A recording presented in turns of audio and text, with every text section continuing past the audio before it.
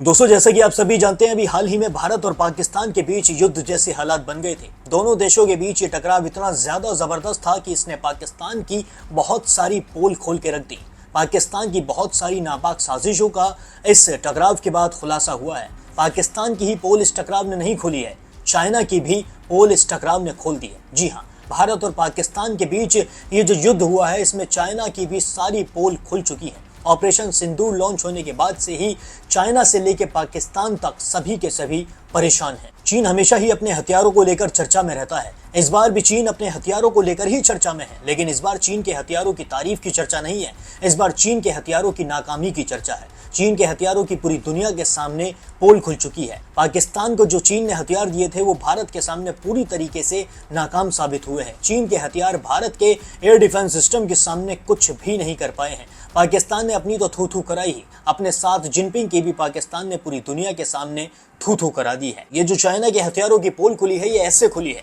इस टकराव के दौरान भारतीय सेना को एक ऐसा चीनी मिसाइल मिला था जो फटा ही नहीं। ये PL-15E मिसाइल थी, जो चीन की सबसे ज्यादा आधुनिक और लंबी दूरी की रडार निर्देशित मिसाइल मानी जाती है। इसकी विफलता ने सवाल खड़ा कर दिया है कि क्या पाकिस्तान को जो चीनी हथियार दे रहा है, वो वाकई में युद्ध के लायक भी हैं या फिर नहीं।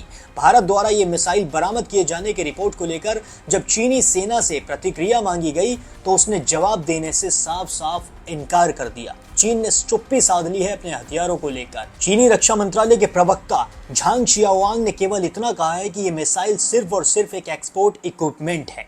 कई बार इसे घरेलू और अंतर्राष्ट्रीय रक्षा प्रदर्शनकारियों में दिखाया जा चुका है। साथ ही उन्होंने भारत और पाकिस्तान को पड़ोसी बताते हुए संयम बरतने की भी सलाह दे डाली। लेकिन चीन की ये कूटनीतिक चुप्पी इस ओर इशारा करती है कि ये अपने ही बनाए हथियारों की परफॉर्मेंस को लेकर अब खुलकर जवाब देने से बच रहे हैं। गौर करने वाली बात यह है कि 2020 से लेकर 2024 तक पाकिस्तान के हथियारों की 81% आपूर्ति चीन ही करता रहा है। Stockholm international peace research institute यानी कि सिप्री की रिपोर्ट ये बताती है कि इसमें जेट फाइटर, रडार, नौसैनिक जहाज, पनडुब्बी और मिसाइल जैसे आधुनिक हथियार शामिल हैं। चीन और पाकिस्तान मिलकर JF-17 लड़ाकू विमान भी बनाते हैं, जो पाकिस्तान एयरफोर्स की रीढ़ की हड्डी माना जाता है। लेकिन अब सवाल ये है कि क्या ये हथियार केवल दिखावे के लिए हैं? जो चीन ने पाकिस्तान को हथियार दिए हैं, वो सिर्फ दिखाने के लिए दिए हैं और या फिर सजाने के लिए दिए हैं?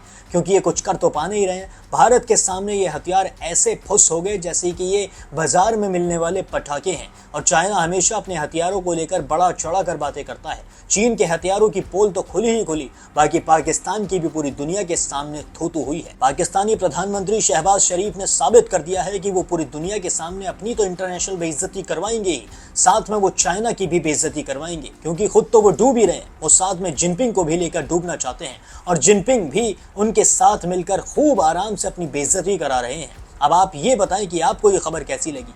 बाकी पाकिस्तान के बारे में आप भी कमेंट्स में 2 शब्द जरूर लिखें। बाकी देश और दुनिया की सभी बड़ी खबरों के लिए अभी सब्सक्राइब कर लें द न्यूज़ फीवर।